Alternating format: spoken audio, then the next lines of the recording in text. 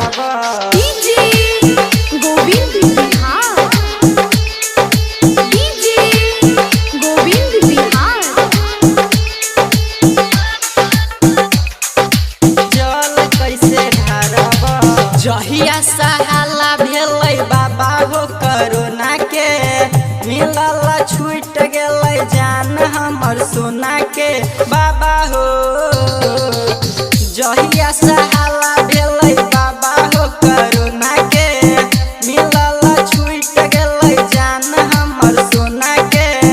रोज रोज घरवा में मन तोरा पारब, रोज रोज घरवा में मन तोरा पारब बाबा हो। लॉकडाउन में तोरा जल कैसे ढारब, लॉकडाउन में तोरा जल कैसे ढारब। डीजे गोविंद बिहार, जल कैसे गोविंद ढारब बिहार।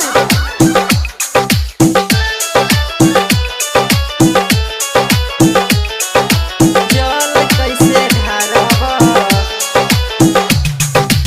जहिया सहाला भेलै पूरा ई देश में दौड़ै छै वायरस जेना घोड़ा दौड़ै रेस में, घोड़ा दौड़ै रेस में। जहिया सहाला भेलै पूरा ई देश में दौड़ै छै वायरस जेना घोड़ा दौड़ै रेस में। इहे सोची सोची हम जहर खाई के मरब, इहे सोची सोची हम जहर खाई के मरब बाबा हो। लॉकडाउन में तोरा जल कैसे ढारब, लॉकडाउन में तोरा जल कैसे ढारब। DJ Govind Bihar, DJ Govind Bihar. जल कैसे ढारब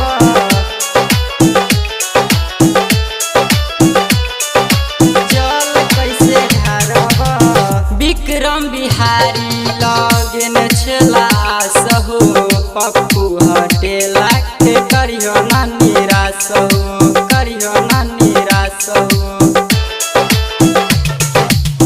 विक्रम बिहारी लगन छला सहु पप्पू हटेला के करियो ना निराश हो। कमलेश सोनू कह अब कि हम करब, कमलेश सोनू कह अब कि हम करब बाबा हो।